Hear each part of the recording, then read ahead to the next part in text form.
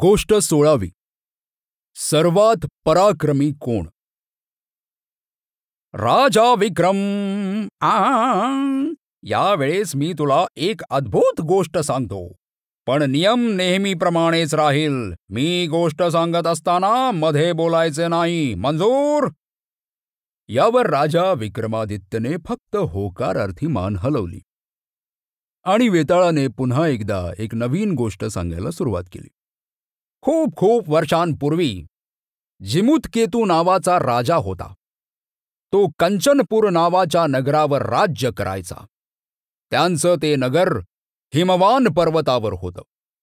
राजा जिमुतकेतूच्या राजमहालाच्या बागेमध्ये एक कल्पवृक्ष होता, जो त्याच्या पूर्वजांनी देवतांकडून आणला होता.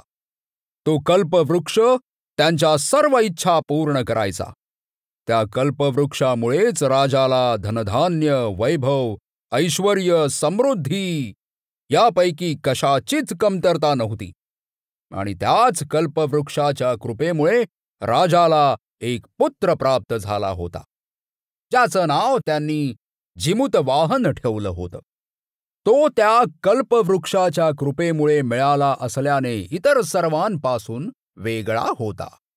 तो जरा वेगळा विचार करायचा आणि त्याला त्याचा भूतजन्म देखील आठवत होता. असा हा अद्भुत जिमुतवाहन जेव्हा तारुण्यात पोहोचला, तेव्हा त्याने दानधर्म करायला सुरुवात केली. गोरगरिबांना मदत करायला सुरुवात केली. त्याचा भूतदयेवर विश्वास होता. त्याच्या मनात सर्व प्राण्यांसाठी दयाभाव होता. तो त्याच्या गुरूंच्या, आदरणीय व्यक्तींच्या सेवेसाठी नेहमी एका पायावर तयार असायचा. काही वर्षांनी राजा जिमुतकेतूने त्याच्या मुलाला म्हणजे जिमुतवाहनला युवराज म्हणून घोषित केलं. इतका चांगला युवराज मिळाल्याने त्यांची प्रजा खूप आनंदात होती. सगळीकडे उत्साहाचे वातावरण होते. एक दिवस राज्यसभा चालू असताना एका मंत्र्याने जिमुतवाहनला कल्पवृक्षाबद्दल एक सल्ला दिला. तो मंत्री जिमुतवाहनला म्हणाला, आपल्याकडे जे धनधान्य आहे, जी समृद्धी, जे वैभव आहे, ते सर्व या कल्पवृक्षामुळेच आहे.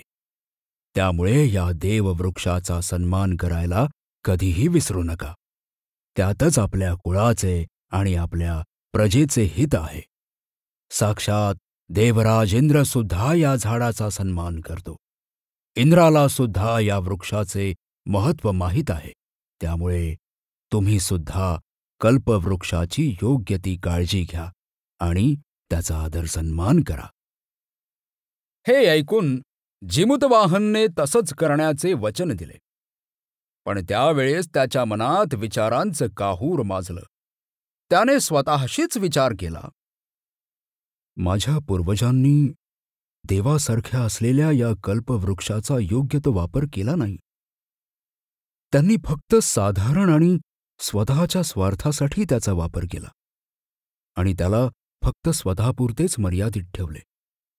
त्यामुळे त्यांनी या महान वृक्षाचे महत्त्व फार छोटे करून ठेवले. या संसारात तर अनेक मानव राहतात ना, आपण थोडेच फक्त आहोत. त्यामुळे या कल्पवृक्षाचा उपयोग सर्व मानवजातीसाठी व्हायला हवा, फक्त आमच्या राजकुळासाठी नव्हे. मनात असा विचार करून त्याने एक पक्का निर्णय घेतला आणि तो त्याच्या वडिलांकडे गेला आणि त्यांना म्हणाला, पिताश्री, तुम्हाला तर माहीतच आहे की या जगात सर्व गोष्ट नश्वर आहे. संध्याकाळ, आकाशात चमकणारी वीज आणि लक्ष्मी हे विशेष करून जास्त चंचल आहे. हे कधीच एका जागेवर थांबत नाही. पण परोपकार ही एकमात्र गोष्ट या जगात स्थिर आहे. याच परोपकाराने आपल्याला यश आणि धैर्य येते. त्यामुळे माझे असे मत आहे की आपण क्षणिक सुखासाठी त्या देवासमान परोपकारी कल्पवृक्षाला उगाच जखडून ठेवले आहे. तुम्हीच विचार करा पिताश्री, आपल्या पूर्वजांनी हा कल्पवृक्ष माझा आहे, माझा आहे म्हणून म्हटलं होतं. पण आज आपले ते पूर्वज कुठे आहेत? पण तो परोपकारी कल्पवृक्ष आजही इथे उभा आहे. नेमकं तुला काय म्हणायचं आहे मुला? जिमूतवाहनाचे असे म्हणणे ऐकून त्याच्या वडिलांनी त्याला विचारले. पिताश्री, जर तुम्ही मला आज्ञा दिली तर मी या कल्पवृक्षाचा वापर इतरांसाठी करू का? ठीक आहे मुला. तुला जर ते योग्य वाटत असेल तर तू ते निर्धास्तपणे कर. माझा याला होकार आणि पाठिंबा दोन्ही आहे.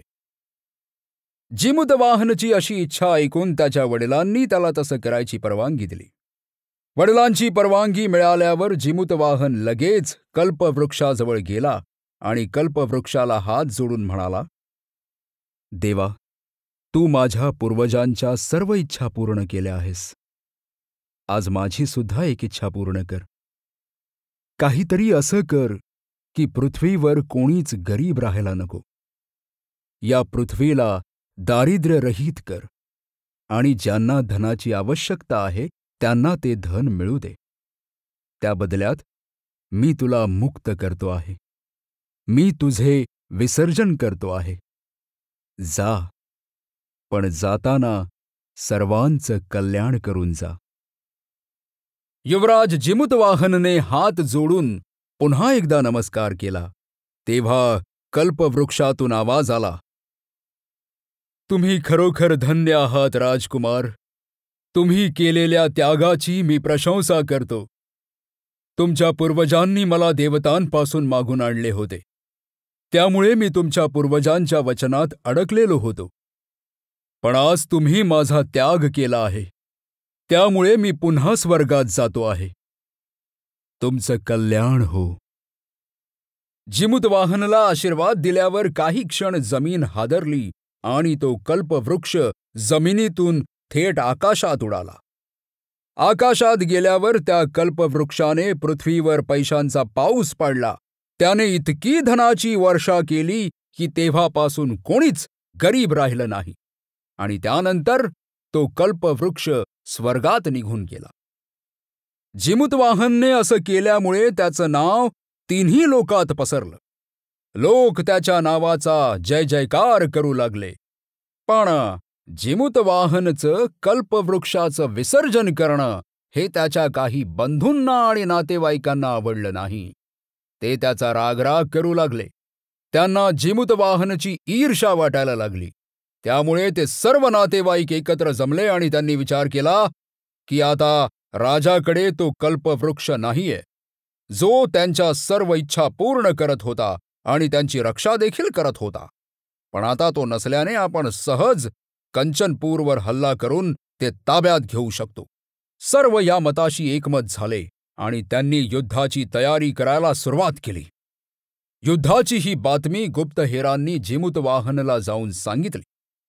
युद्धाची ही बातमी ऐकून जिमूतवाहन त्याच्या वडिलांकडे गेला आणि त्यांना म्हणाला, पिताश्री, मी तुमच्या पराक्रमाला आणि साहसाला चांगलंच ओळखून आहे. संपूर्ण जगात असा कोणीही नाहीये की जो तुमच्या शूरतेचा सामना करेल. पण तरीसुद्धा आपल्या काही नातेवाईकांनी तुमच्याशी शत्रुत्व घेण्याचं ठरवलं आहे. मला असं वाटतं की आपलं शरीर नश्वर आहे. या नश्वर शरीराने आपण आणखी किती वर्ष राज्य करणार? आपल्या नातेवाईकांना मारून राजसुख घेणं हे मला काही उचित वाटत नाही. त्यामुळे माझं असं मत आहे की आपण स्वतःहून राज्याचा त्याग करून कुठेतरी निघून जाऊ. यावर जिमूतवाहनचे वडील त्याला म्हणाले, मुला, हे सगळं राज्य तर तुझ्यासाठीच आहे. तुझंच आहे सर्व काही. पण तूच आता या राज्याचा त्याग करायचा म्हणतो आहेस, तर मी या राज्याचा स्वार्थ का ठेवू? मी काय करू या राज्याचं? मी तर तुझ्यासाठी हे सर्व करत होतो. पण तुझी इच्छा नाही तर मलाही हे राज्य नको. तू जसं म्हणशील तसं आपण करू. आणि शेवटी जिमूतवाहन त्याचं राज्य सोडून त्याच्या आईवडिलांबरोबर मलय पर्वतावर निघून गेला. त्या पर्वतावर एक मोठा धबधबा होता. त्याच्या आजूबाजूला अनेक चंदनाची झाडं होती. त्याच धबधब्याच्या शेजारी त्या चंदनाच्या वनात त्यांनी आश्रम बांधला आणि ते तिथेच राहायला लागले. तिथे विश्वावसू नावाच्या राजाचं राज्य होतं. ते सुद्धा त्याच वनात राहत होते. राजा विश्वावसू सिद्धांचा राजा होता. त्या राजाचा मुलगा राजकुमार मित्रावसू जिमूतवाहनचा खूप चांगला मित्र बनला. थोड्याच दिवसात त्यांची घनिष्ठ मैत्री झाली. एक दिवस फिरता फिरता जिमूतवाहन त्या वनात असलेल्या गौरीच्या मंदिरात दर्शनासाठी गेला. त्याच मंदिरात त्याने एका सुंदर तरुणीला बघितले की जी तिच्या मैत्रिणीबरोबर तिथे आली होती. ती तरुणी देवीच्या मूर्तीसमोर बसून वीणा वाजवत होती. त्या अप्सरेहून सुंदर अशा तरुणीला बघून जिमूतवाहन जागीच थिजला. पहिल्याच नजरेत तो तिच्या प्रेमात पडला. पहिल्याच नजरेत तिने जिमूतवाहनचे हृदय चोरले. वीणा वाजवता वाजवता त्या तरुणीची नजर देखील जिमूतवाहनवर पडली आणि ती सुद्धा कामदेवासारख्या सुंदर जिमूतवाहनला बघून त्याच्या प्रेमात पडली. ती एकटक त्याच्याकडे बघतच राहिली. त्यामुळे तिचं लक्ष विचलित झाले आणि ती वाजवत असलेल्या वीणेमधून वेगळाच सूर बाहेर येऊ लागला. तेव्हा कुठे ती भानावर आली. नंतर जिमूतवाहनने तिच्या एका मैत्रिणीला तिचे नाव विचारले. तेव्हा तिची मैत्रीण म्हणाली, तिचे नाव मलयवती आहे आणि ती सिद्धांचे राजा विश्वावसू यांची कन्या आहे. राजकुमार मित्रावसूची बहीण आहे. ती एक राजकन्या आहे. पण तुम्ही कोण आहात? मलयवतीच्या मैत्रिणीने जिमूतवाहनला विचारले. मी जिमूतवाहन. मी विद्याधरांचा राजा होतो, पण सर्व त्यागून इथे आलेलो आहे. जिमूतवाहन विद्याधरांच्या वंशातून आहे हे ऐकून मलयवतीच्या मैत्रिणीला फार आनंद झाला. ती धावतच मलयवतीकडे गेली आणि तिला म्हणाली, सखी, जगात पूजनीय असलेले महान विद्याधरांचे राजा इथे आलेले आहेत.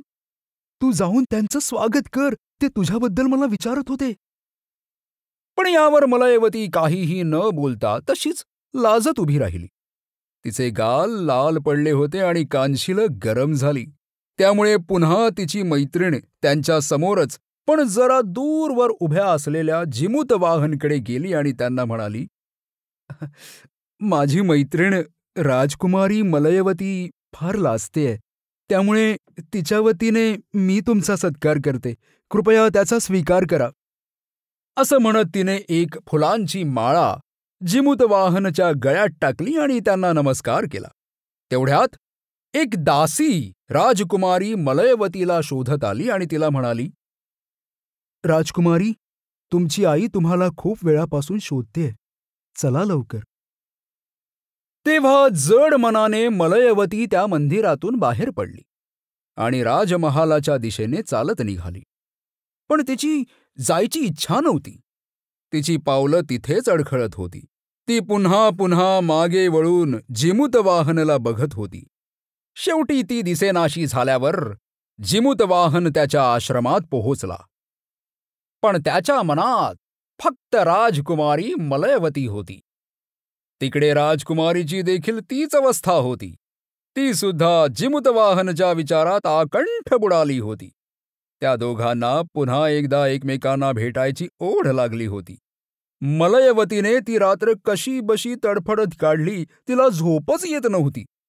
जशी सकाळ झाली तशी ती पुन्हा एकदा गौरीच्या मंदिरात गेली.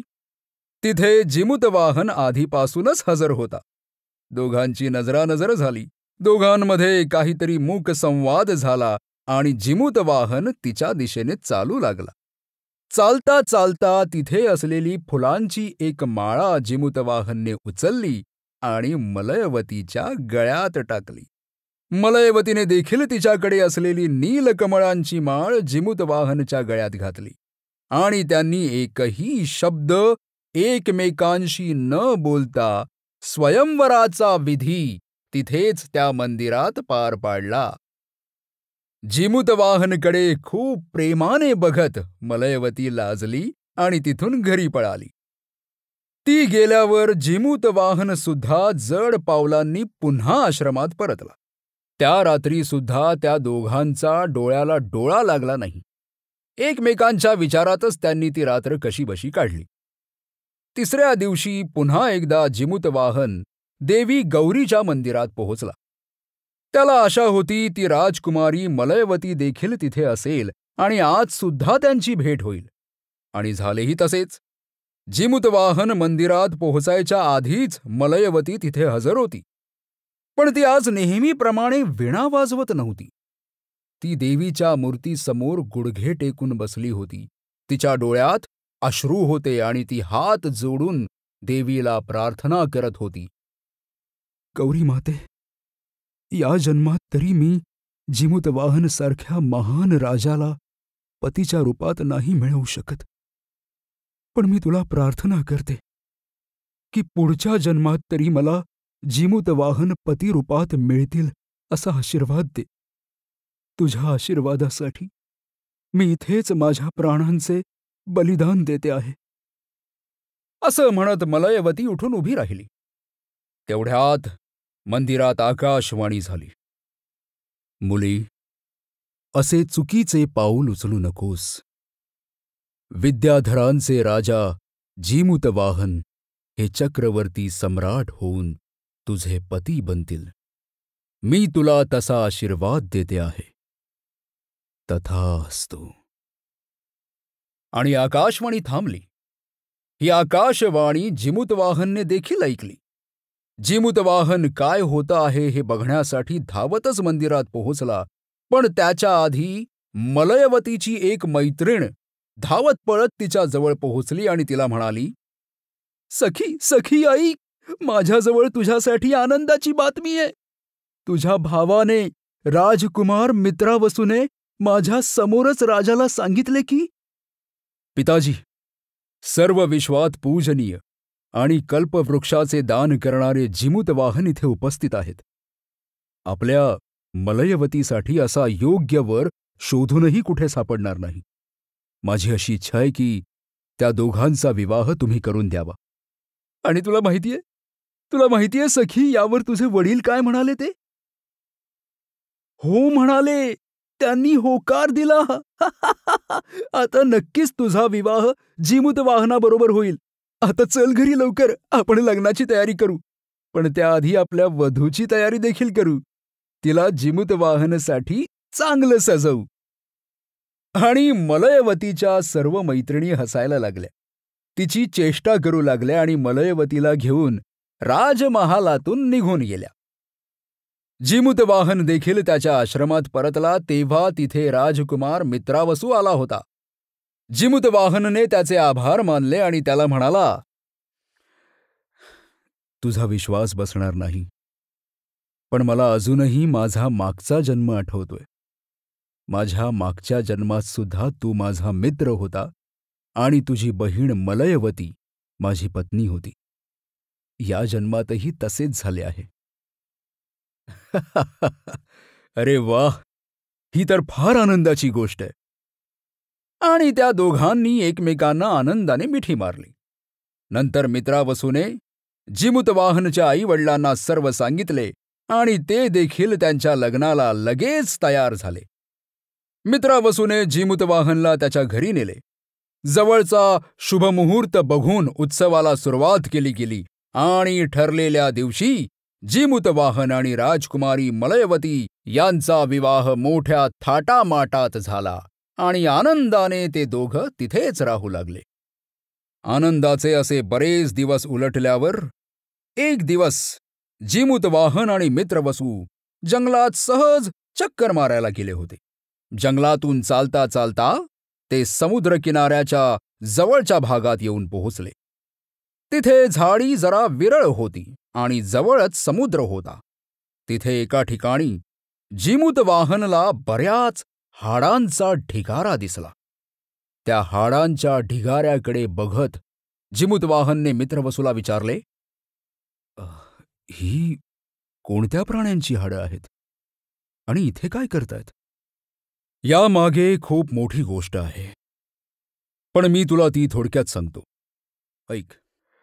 प्राचीन काळी सापांची माता कद्रू आणि गरुडची माता विनता दोघांमध्ये मोठा संघर्ष झाला होता. या संघर्षात सापांची माता कद्रूने गरुडांची माता विंताला धोक्याने हरवलं आणि तिला स्वतःची दासी करून घेतलं.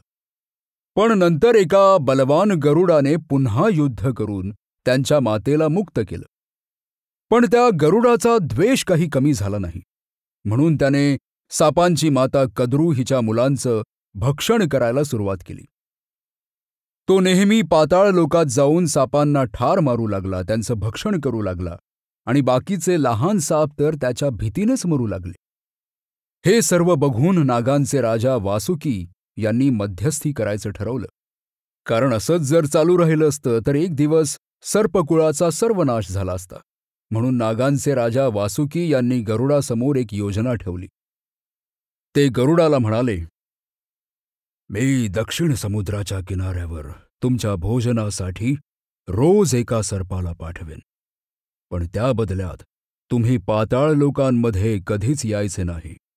तुम्ही जर असंच पाताळात येत राहिलात तर एक दिवस सर्वच सर्प नष्ट होऊन जातील.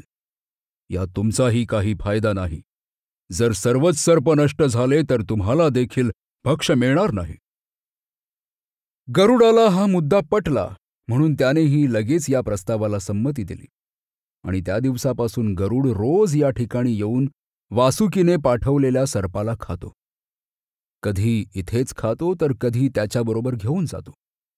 रोज सर्पांना इथे खाऊन त्या सर्पांच्या हाडांचा मोठा डोंगरा एवढा ढीग इथे असा जमा झालाय. ही अशी या हाडांच्या ढिगांमागची गोष्ट आहे. मित्रवसूने थोडक्यात जिमूतवाहनला त्यामागची गोष्ट सांगितली. सर्व प्राण्यांवर दया असलेल्या जिमूतवाहनला ही गोष्ट ऐकून फार दुःख झाले. त्यांना फार वाईट वाटले. जिमूतवाहन मित्रवसूला म्हणाला, वासुकी इतके भित्रे आहेत की ते रोज आपल्या प्रजेला शत्रूला भेट देतात. रोज प्रजेला मृत्यूच्या दारात पाठवतात. हजारो तोंड असलेला वासुकी त्याच्या एका तोंडाने देखील गरुडाला म्हणू शकला नाही की तू आधी मला खा म्हणून. वासुकीला त्यांच्या प्रजेचं दुःख दिसत नाही का? पण यात फक्त वासुकीच दोषी आहे असं नाही. गरुड भगवान विष्णूचं वाहन आहे. ते महर्षी कश्यपचे पुत्र आहेत. वीर आहे, पवित्र आहे. तरी सुद्धा ते असं पाप करत आहे. हे सर्वच वाईट आहे. आणि जेव्हा जिमूतवाहनने मनाशी निश्चय पक्का केला, त्याने स्वतःशीच ठाम निर्णय घेतला की मी आज माझं शरीर गरुडाला देऊन कमीत कमी एका तरी सर्पाचा जीव वाचवेन, त्याची रक्षा करेन. जिमूतवाहन स्वतःशीच हा विचार करत असताना तिथे मित्रवसूचा एक सेवक आला आणि तो मित्रवसूला म्हणाला, राजकुमार, तुम्हाला राजाने त्वरित बोलावले आहे. मित्रा, तू जा पुढे, मी आलो मागून. जिमूतवाहनने मित्रवसूला त्या आलेल्या सेवकाबरोबर पाठवून दिले आणि जिमूतवाहन तिथेच विचार करत चक्रा मारू लागला. तो असाच चक्रा मारत असताना त्याला कोणाच्या तरी रडण्याचा आवाज आला. कोणीतरी खूप विलाप करत रडत होतं. तो आवाजाच्या दिशेने गेला तर त्याला तिथे एक वयस्कर नाग स्त्री विलाप करताना दिसली, जिच्या समोर एक तरुण पण लहान नाग मुलगा उभा होता. तो तरुण नाग मुलगा त्या वृद्ध नाग स्त्रीला म्हणत होता की तू परत जा, इथे थांबू नकोस. अरे शंखचूड, माझ्या गुणे पुत्रा, मला असा लगेच का जायला सांगतोयस? मला तुला एकदा डोळे भरून बघू तर दे. मी तुला पुन्हा कधीच बघू शकणार नाही हे माहिती आहे मला. तुझ्याशिवाय मी आणि तुझे वडील कसे रे जगू? तुला तो क्रूर गरुड त्याच्या पंजांनी उचलून घेईल तेव्हा फार त्रास होईल ना रे तुला. इतका मोठा नागलोक आहे, तरी सुद्धा विधात्याने आणि नागराजाने आज तुझीच का निवड केली? तू माझा एकुलता एक पुत्र आहेस. तुझ्याशिवाय माझा कोणी दुसरा पुत्र देखील नाहीये. आणि ती नाग स्त्री पुन्हा रडायला लागली. यावर तो नाग मुलगा म्हणाला, माते, तू अशी रडू नकोस. तू रडलीस तर मी सुद्धा रडेन. मला सुद्धा रडायला येईल. तू आता इथे थांबू नकोस. घरी परत जा. गरुड यायची वेळ झालीये, त्यामुळे कृपया तू जा. मी तुला अंतिम प्रणाम करतो. असं म्हणत तो त्याच्या आईच्या पाया पडला आणि पुन्हा एकदा ती नाग स्त्री मोठमोठ्याने रडायला लागली, विलाप करायला लागली. हे सर्व बघून जीमूतवाहनला त्यांची खूप दया आली. त्याने स्वतःशीच विचार केला, हा तो शंखचूड नावाचा सर्प आहे, ज्याला आज गरुडाच्या भोजनासाठी पाठवले गेले. आणि त्याची आई तो एकुलता एक पुत्र असल्याने असा शोक करत रडते आहे. बिचारी, तिचा एकुलता एक असा गोंडस मुलगा आज गरुडाचे भोजन बनणार आहे. आज जर मी यांची रक्षा करू शकलो नाही तर माझ्या जीवनाचा धिक्कार आहे. आणि जीमूतवाहन त्या नाग स्त्री समोर गेला आणि तिला म्हणाला, माते, तू काही चिंता करू नकोस. मी तुझ्या पुत्राची रक्षा करेन. नागस्त्री जीमूतवाहनला बघून घाबरली. तिला वाटले जीमूतवाहनच गरुड आहे, म्हणून ती जीमूतवाहनला हात जोडत कापऱ्या आवाजात म्हणाली, गरुड, माझ्यावर उपकार करा. तू हवं तर मला खा, पण माझ्या पुत्राला सोडून दे. मी हात जोडून विनंती करते. कृपया माझ्या पुत्राला सोडून दे. तेव्हा शंखचूड नावाचा तो नाग मुलगा त्याच्या आईला म्हणाला, माते, हे कोणी गरुड नाहीये. तू घाबरू नकोस. तेव्हा जीमूतवाहन सुद्धा तिला म्हणाला, हो माते, मी गरुड नाहीये.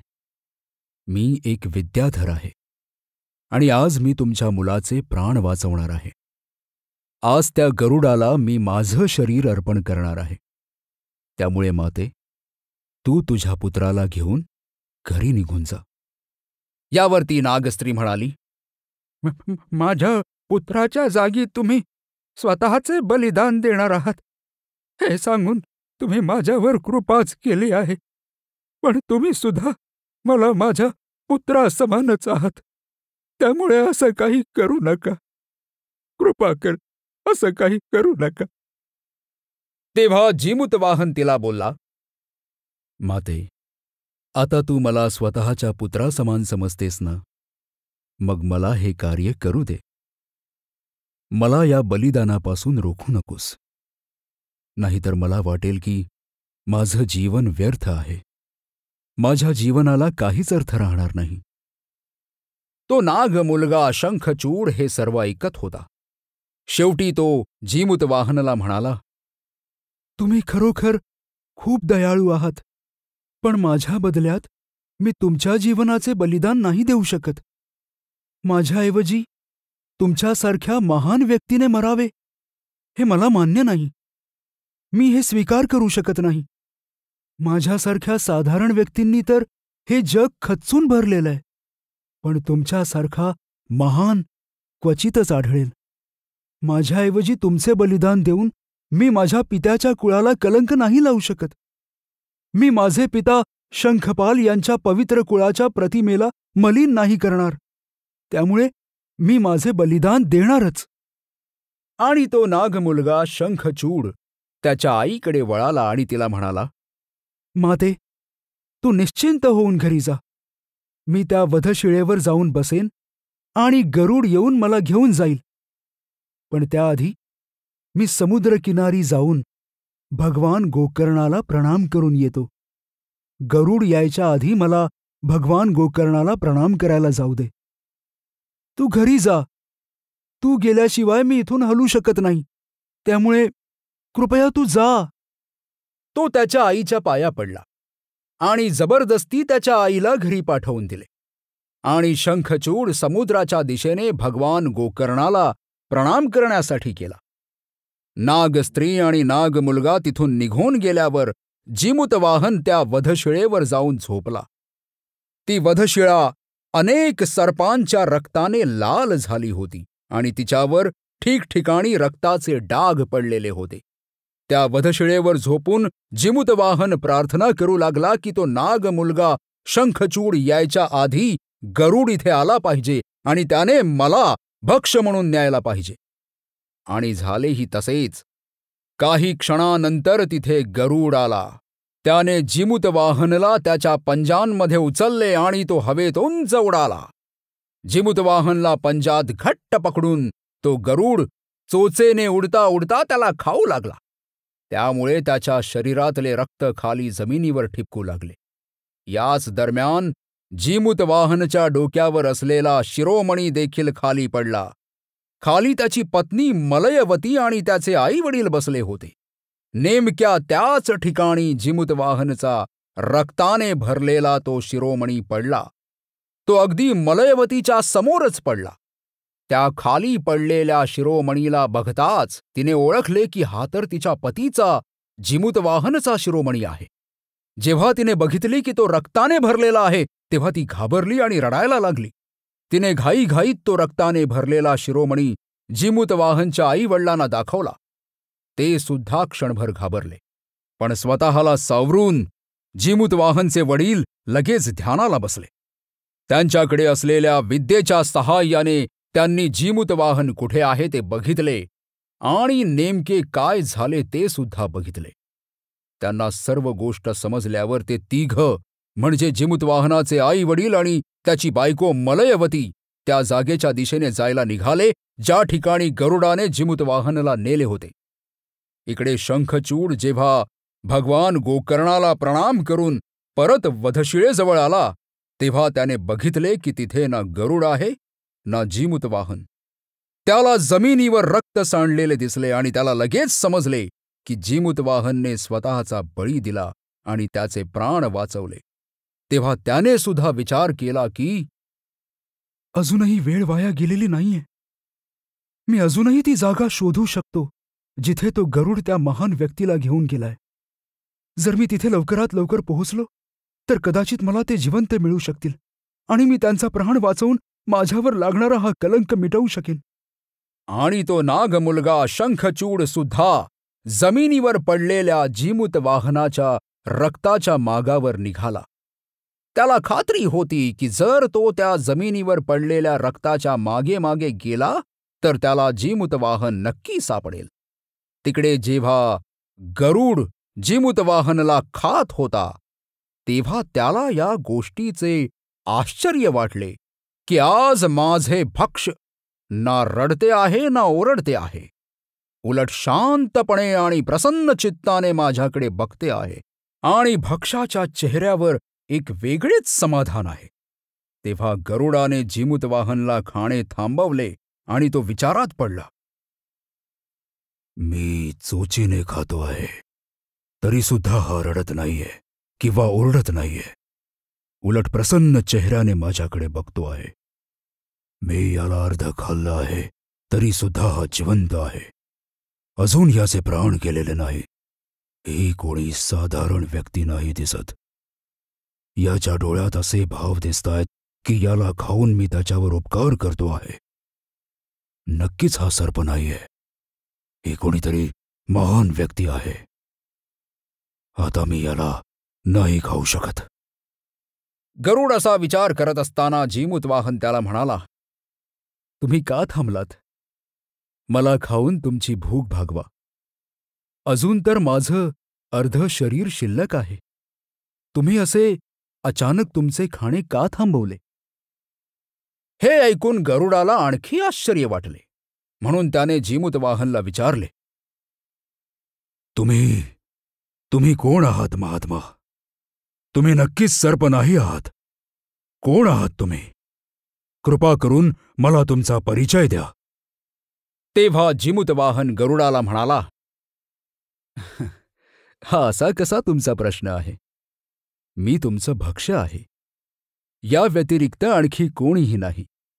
त्यामुळे तुमच्या भक्ष्याचं भक्षण करा. जिमूतवाहन जेव्हा गरुडाबरोबर बोलत होता तेव्हा तिथे नाग मुलगा शंखचूड येऊन पोहोचला आणि तो लांबूनच ओरडला, थांब विनता पुत्र गरुडा! यांना खाऊ नकोस. यांना खाऊन पापाचा वाटेकरी होऊ नकोस. हे तुमचे भक्ष्य नाहीये.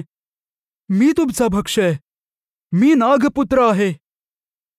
असं म्हणत नाग मुलगा शंखचूड धावतच गरुडाच्या जवळ गेला आणि गरुडाच्या खूप जवळ जाऊन पुन्हा एकदा गरुडाला म्हणाला, गरुडा, ज्यांना भक्ष्य समजून तू उचलून घेऊन आला आहेस ते महान परोपकारी विद्याधरांचे राजा जीमूतवाहन आहेत.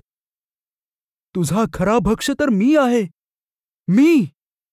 बघ, बघ माझी सर्पाची जीभ. असं म्हणत शंखचूडने त्याची जीभ दाखवली की जी सापासारखी 2 भागात विभागली होती. जीभ दाखवून तो पुढे म्हणाला, हवं असेल तर मी माझा फणा देखील दाखवू शकतो, पण यांना आधी सोडून दे. आणि त्याच वेळी जीमूतवाहनचे आई वडील आणि त्याची बायको मलयवती तिथे येऊन पोहोचले. जीमूतवाहनचे असे अस्ताव्यस्त झालेले शरीर बघून मलयवतीने हंबरडा फोडला. पाठोपाठ जीमूतवाहनचे आई वडील देखील रडायला लागले. हे सर्व बघून गरुडाला खूप जास्त पश्चाताप झाला. मी कसं काय इतक्या महान व्यक्तीला खाल्ले?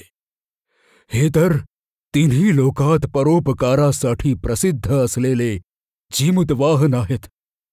आता जर यांचा मृत्यू झाला तर याचे घोर पाप मला लागेल. माझ्यासारख्या पापीला अग्निप्रवेश करावा लागेल. गरुड जेव्हा पश्चाताप करत होता तेव्हा जीमूतवाहन त्याच्या आई वडिलांना आणि बायकोला बघत होता. त्यांच्याकडे बघता बघता जीमूतवाहनने एक आचका दिला. त्याचे अर्धे राहिलेले शरीर जोरात थरथरले आणि त्याने प्राण सोडला. जीमूतवाहनचा मृत्यू झाला आणि तिथे असलेले सगळे जण आक्रोश करू लागले. जीमूतवाहनचे आई वडील, त्याची पत्नी, नाग मुलगा शंखचूड सर्वच रडू लागले. शंखचूड स्वतःला कोसू लागला, स्वतःला दोष देऊ लागला. जीमूतवाहनची पत्नी मलयवतीने रडता रडता वरती आकाशाकडे बघितले आणि देवी गौरीला दोष देऊ लागली. ती देवीला म्हणाली, देवी, त्यावेळेस तर तुम्ही मला वरदान दिलं होतं की माझा पती विद्याधरांचा चक्रवर्ती सम्राट होईल, पण तसे काही झाले नाही. त्यांचा मृत्यू झाला. म्हणजे देवी तुमचं वरदान खोटं ठरलं. साक्षात देवीचं वरदान असत्य ठरलं. असं काय झालं देवी? असं काय झालं? आणि राजकुमारी मलयवती देवीला दूषणं देऊ लागली, तिच्यावर आरोप करू लागली. तेवढ्यात तिथे लख्ख पांढरा प्रकाश पसरला आणि साक्षात देवी प्रकट झाली. आणि ती देवी मलयवतीला म्हणाली, मुली, माझं वरदान खोटं नाही ठरलं. बघ, मी तुझ्या पतीला पुन्हा जिवंत करते. असं म्हणून देवीने तिच्या कमंडलूमधून अमृत काढलं आणि अमृत जीमूतवाहनच्या शरीरावर शिंपडले आणि जीमूतवाहन लगेच जिवंत झाला. त्याचे अर्धवट शरीर पुन्हा आधीसारखे पूर्ण झाले. अमृतामुळे जीमूतवाहन अधिकच सुंदर बनला. त्याच्या चेहऱ्यावर आणखी तेज आले. जीमूतवाहन जिवंत झाल्यावर त्याने खाली वाकून देवीला प्रणाम केला. त्याच्या पाठोपाठ तिथे उपस्थित असलेल्या सर्वांनी देवीला प्रणाम केला. तेव्हा देवी जीमूतवाहनला म्हणाली, पुत्रा जीमूतवाहन, मी तुझ्या बलिदानाने परमसंतुष्ट झाली आहे. त्यामुळे मी माझ्या स्वतःच्या हाताने तुझ्या चक्रवर्ती पदाचा अभिषेक करते. तू 1 कल्पापर्यंत विद्याधरांवर राज्य करशील. तथास्तु. एवढं म्हणून देवीने तिच्या हातात असलेल्या कलशाने जीमूतवाहनाचा अभिषेक केला. अभिषेक झाल्यावर देवी तिथून अदृश्य झाली आणि पुढच्याच क्षणी तिथे आकाशातून फुलांची वर्षा झाली. तेव्हा गरुड विनंतीपूर्वक जीमूतवाहनला म्हणाला, चक्रवर्ती जीमूतवाहन, मी सुद्धा तुमच्या पराक्रमाने प्रसन्न आहे. तुम्ही जे काही केले ते तिन्ही लोकांना आश्चर्य व्यक्त करायला लावण्यासारखे आहे.